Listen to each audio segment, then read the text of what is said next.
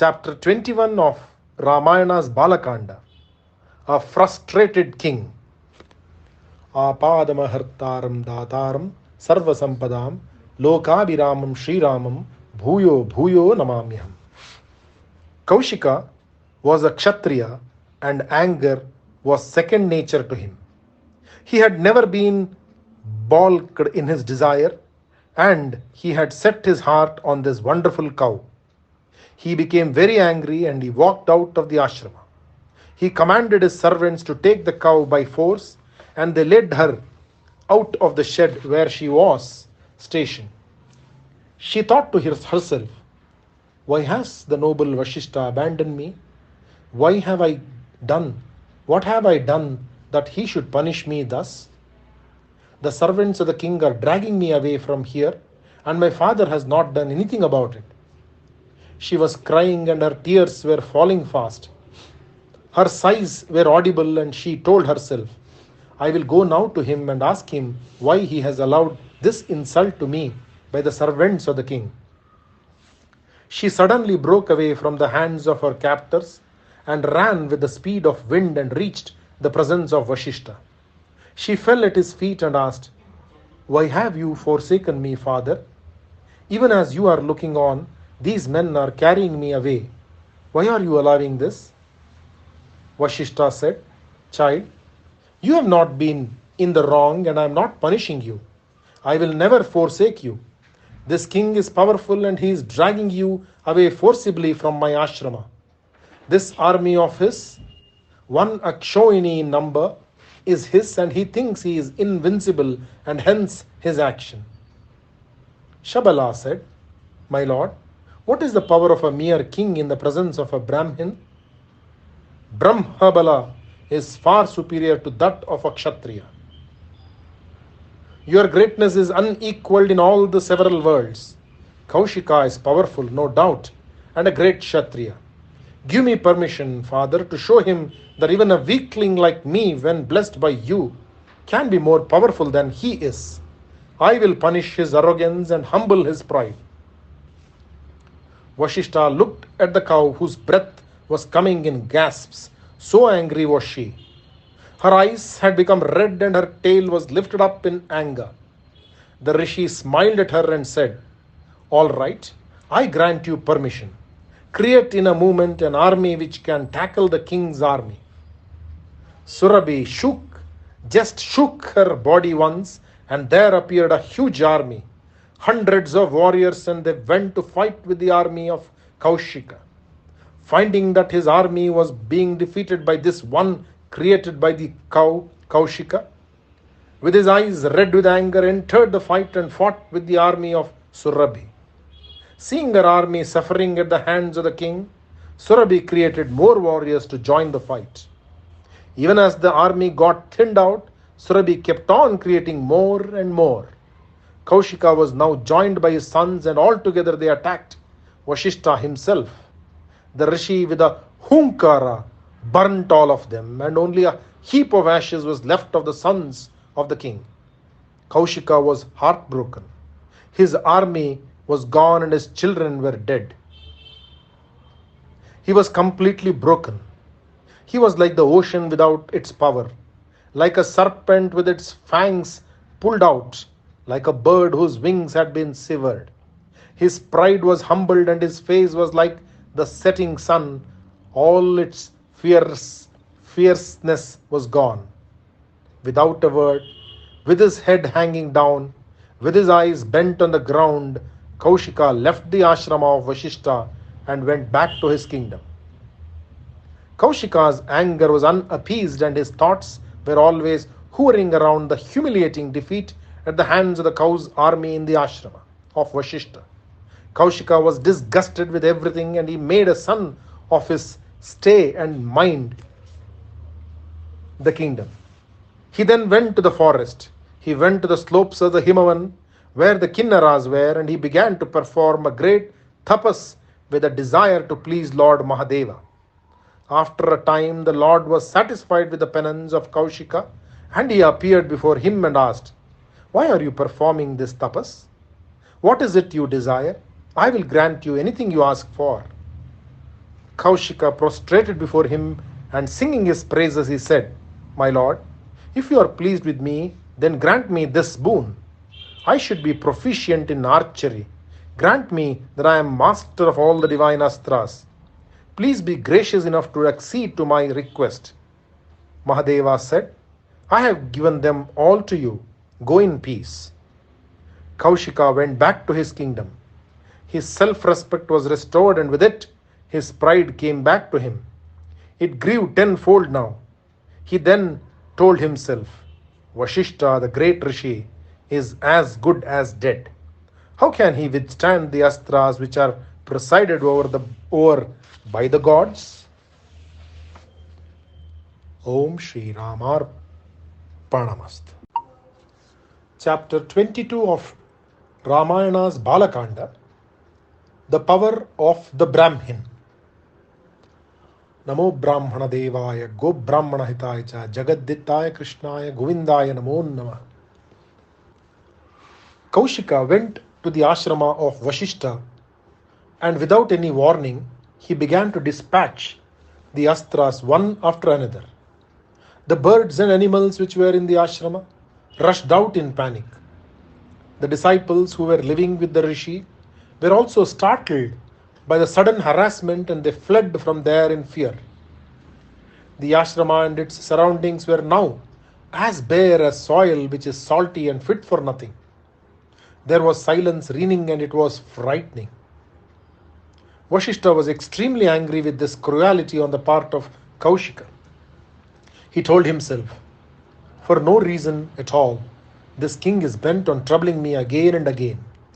I will destroy him like the sun burns up snow." Vashishta came and stood before Kaushika and said, "This peaceful hermitage, the heaven of mental peace, has been destroyed by you, and I am very angry with you. You do not know anything about properties, and you are a fool.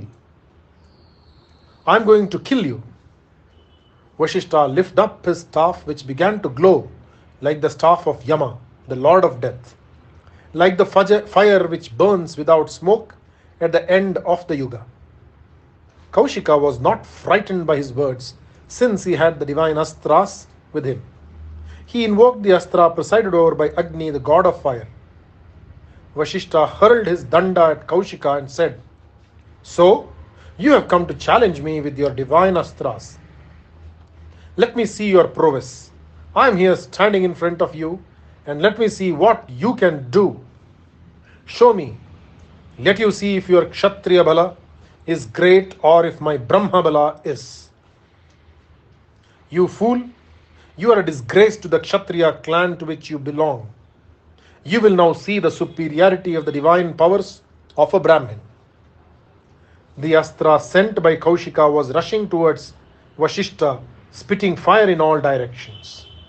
When it touched the Brahma Danda which Vashishta had planted it from in front of him, the fire was extinguished like when it is touched by water. Kaushika then sent the astras. Varuna, Raudra, Aindra, Pashupata, Aishika, and his brows were knit with anger and frustration when he found each of them swallowed up by the Brahmadanda. Manavastra was sent in vain, and Gandharva, the great Jrubhana, and Swapana, even Vajra, the astra presided over by Indra, was futile. Kaushika sent the Pashas, Kala Pasha, Varuna Pasha, and Brahma. The Chakras followed, and many other astras which were reputed to be invincible. Not one of them was capable of superseding the Brahmadanda of Vashishta. By now, the Devas had assembled in the skies to witness this glorious scene, where the power of the Brahmin was proving itself to be greater than all the other powers in the three worlds. In despair, the king sent the great Brahmastra, and everyone was watching its progress with bated breath. Even the Brahmastra was swallowed and followed the same path as the others. Vashishta was now glowing like the god of fire. and every pore in his skin was spitting fire. The Brahmadanda was resplendent. It was like a pillar of fire. The rishis from the skies and from all over the heavens proclaimed, Vashishta, your power is the greatest power we have ever known. You are capable of bearing any of these fires and making them pale into insignificance because of your glory. The good King Kaushika has been vanquished by you. Please abandon your wrath and let not the world suffer because of your anger. Vashishta accordingly calmed himself and his Brahmadanda also. As for Kaushika, he threw down his bow and arrows and with a long sigh exclaimed, Fie on the bala of a Kshatriya. The only bala worthwhile is the bala of a Brahmin. With his mere staff, this man has been able to hold at bay all the astras which had been given to me by Mahadeva. I have decided to perform tapas so that I will become like him. I will be equal to him in bala, and that will be Brahma bala and not Kshatriya bala. I will realize Brahmatva with my tapas. Kaushika's heart was full of diverse feelings. His heart was sore with the defeat he had met with at the hands of Vashishta. His sighs were like the hisses of a serpent which had been angered by the beatings by a stick. His hatred for the rishi was also immense. With so many emotions raging in his heart, Kaushika proceeded towards the south and began to perform intense tapas with a desire to become a Brahmarshi. Years passed. When 1,000 years had passed, Brahma, the creator, came to him and said, Kaushika, your tapas has been so intense that the heavens are very pleased with your concentration. You have achieved what seemed to be impossible. You will from now on be known as Rajarshi Kaushika. Having granted the boon, Brahma went back to Satyaloka. Kaushika, however, was not as pleased as he ought to have been. On the contrary, he was very unhappy. His grief was intense and so was his frustration. He wanted the world and he was granted a handful of sand. He told himself, after all these years of tapas, I have been called a Rajarshi. I feel that I have not done enough. I will try again. Om Shri Ramarpanamast. Chapter 23 of Ramayana's Balakanda, Trishanku of the solar race. Apadamahartaram dataram sarvasampadam lokaviramam shriramam bhuyo bhuyo namamyaham. In the solar race was a king by name Trishanku. He was a good friend, famed for his righteousness, as all the kings of the race were. All on a sudden he was filled with a strange desire. He wanted to reach the heavens with the human body. He approached his guru Vashishta with this desire in view and asked him to perform a yaga which would help him realize his dream. Vashishta refused, saying, This is an unnatural and impious desire on your part. I cannot help you to reach the heavens with this body. Trishanku was sorely disappointed. He renounced his throne and travelled to the south. There he met sons of Vashishta and asked them to help him achieve the impossible. They were 100 in number and they had performed tapas for several years and they were rich in the wealth of tapas. Trishanku approached them and saluting them with reverence, he stood with folded palms and said, I have surrendered myself to you. I am the king whose guru is your dear father. I request you to perform for me a yaga which will make me reach the heavens with this human body. Guru Vashishta, the famous rishi, refused to help me and asked me to look for someone else to do it for me. I have no one else but the sons of my guru, and so I have come to you for help. Rich as you are with tapas, I beseech you to help me. It is well known that your ancestors have been the gurus for the line of Ikshvaku all these years. You are like gods to us and you should grant me my prayer. The sons of Vashishta were very angry with the king. They said, You are very stupid and also sinful. When our father has refused to perform a sacrifice saying that it is against all dharma, how dare you approach us with the same request? Vashishta has been the Kula Guru for the line of kings ever since Ikshvaku, as you rightly observed, and this Vashishta has not approved of your ambition. He has told you that it is not possible to do such a thing. How did you expect us to agree to do something which our father has not sanctioned? You are indeed childish in your desire. Go back to the city and resume your kingly duties. We are not prepared to insult our father by taking up your cause. The king was very unhappy at their reply. He said, if my guru refuses to help me and his sons too, what am I going to do? I have only one course open to me. I will go in search of another guru who will grant me what I want. The sons of Vashishta were furious with him. They could not brook the insult to their father and to themselves. Therefore, they cursed him and said, you will, from this moment, become a Chandala. Having cursed him, they returned to their ashramas.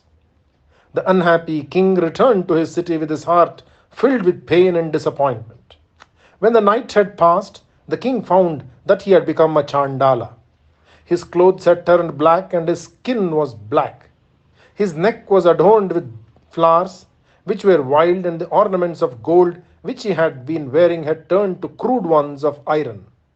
When he entered the city, the people jeered at him and they could not recognize him. Even his ministers were unable to believe him when he told them who he was. He was chased out of the city by the citizens who made fun of his appearance. Trishanku thought for a while and decided that there was one Rishi who would surely help him. He had heard so much about the intense tapas which Kaushika had performed and about his becoming a Rajarshi because of his tapas. Trishanku hurried towards the spot where Kaushika was and saw him absorbed in his tapas. The king stood by and Kaushika felt someone standing near him and opened his eyes. He looked at the dark and ugly Chandala, standing at some distance. His eyes and his face were the very picture of woe, and Kaushika, whose heart was always ready with sympathy, felt that this man was suffering intensely. He called him near and asked him, I can see that you are Trishanku, the king of Ayodhya. You are a great warrior and a good king. What can I do for you? I know that this Chandala form of yours is the result of a curse. Tell me what I can do to help you. Hearing the words of affection which were spoken by Kaushika, the king was overcome with gratitude and his eyes filled with tears. He said, my guru Vashishta and his sons have refused to grant me my desire.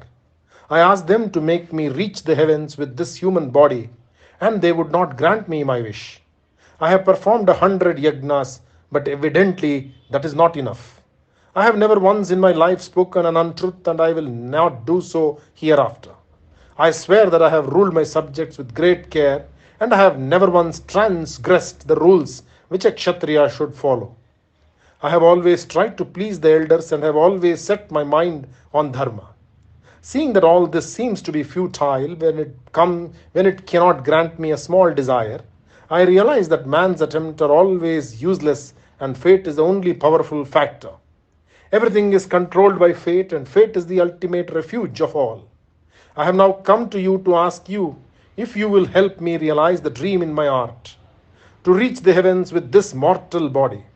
I have no one else to whom I can go with this request, and it is up to you to help me and prove that even fate can be subdued by the attempts of man.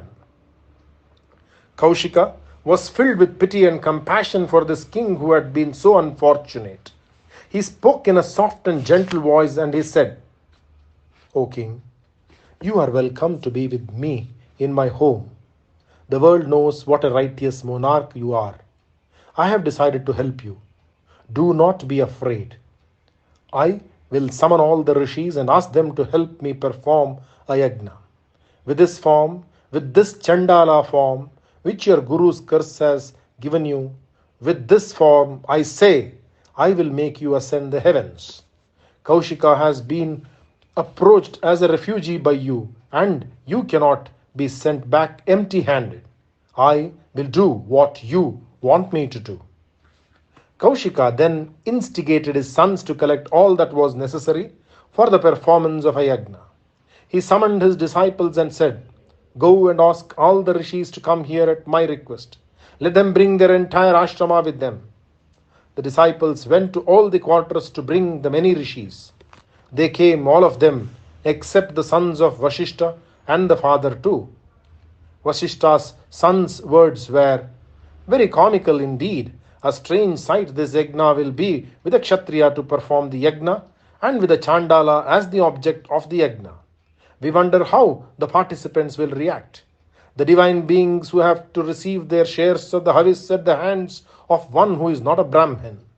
They will have to eat the food touched by a chandala and served by a kshatriya, since Kaushika is not a Brahmin." When he heard these words, Kaushika was highly incensed, and with his eyes red with anger, he cursed them to be nishadhas. Kaushika then addressed the rishis who had come there at his request and said, "This is the king Trishanku, a descendant of Ikshvaku. He is the righteous king famed in all the three worlds. He has come to me with a request. He wants to reach the heavens with this body. I have promised to help him, and I appeal to all of you to assist me in this my attempt to help a good king." Hearing his words, the rishis said to themselves, "Kaushika is a man with a very short temper. His anger is dangerous. If we do not assist him as he asks us to, he is sure to get angry, and we can never guess what he will do if his anger turns against us. It is better to help him perform the yajna." Kaushika was the yajaka, and the rishis were all willing to do the needful. The yajna proceeded in the proper manner. At the final stage, when the havis was to be offered, Kaushika summoned the devas one by one to accept their share. But not one of them came. Their disapproval of the yajna was obvious. Kaushika was furious at this insult, but he composed himself, and with his eyes blazing with anger and with his frame trembling with fury, he raised the shruva, which is the spoon with which ghee is poured into the sacrificial fire. He raised the shruva aloft and said, "Look on the power of my tapas. I will raise this king to the heavens with his human body.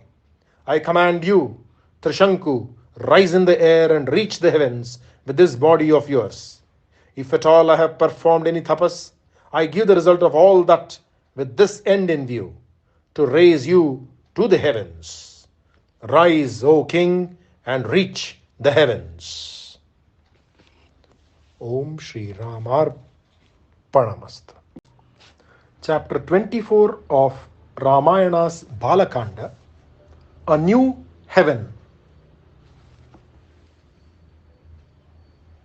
Om Shri Ramaya Ramachandraya Rama Bhadraya Vedase Raghunathaya Nathaya Sitaya Pataye Namaha.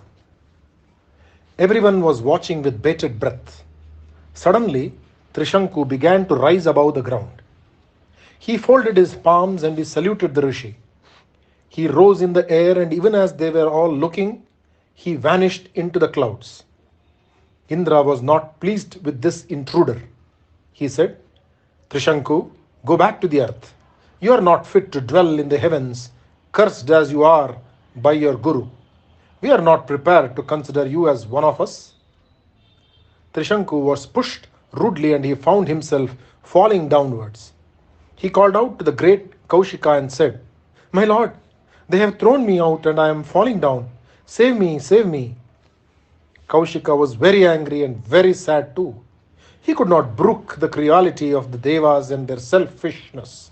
He said, "Stay where you are." The fall of Trishanku was arrested halfway.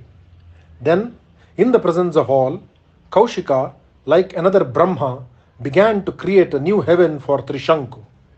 In the southern direction, he created the 7 rishis and other stars. He created the clusters of stars. He then said, "I am going to create another Indra who will eclipse the present Indra." He began to do so and to create other devas too. There was great commotion in the heavens, and the devas and rishis from the heavens approached Kaushika with humility and said, "Please listen to our words, Kaushika. It has been said that one who has been cursed by his guru cannot reach the heavens, and so we did what we did.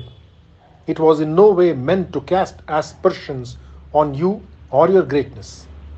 Hearing their words, Kaushika said, "You are jealous of him, and so you treated him thus. I will not let him come back to the earth. He is a righteous king, and he does not deserve punishment." The Devas said, "We will agree to anything you say." "I will not go back on my promise to Trishanku," said Kaushika. "The heaven I have created for him will be permanent. The stars and the 7 rishis and the entire galaxy which have been created by me will be permanent. Indras may come and go, but the heavens I have built for Trishanku and the world of Trishanku will last forever." "So be it," said Indra and the Devas with great humility. "This world of stars and gods which you have created out of your tapas will remain forever, proclaiming your greatness. Trishanku will rule the heaven built for him like another Indra. All the stars will move in their orbits for him, and his fame and name will last forever." Kaushika was satisfied by their promise, and Trishanku was happy. The Devas went back to their abode, and the rishis to theirs. Only Kaushika was left all alone, and his treasury of tapas was empty. He had given it all for the sake of a king whose suffering could not be borne by Kaushika. Jai Shri Ram. Shri Ramarpanamastu.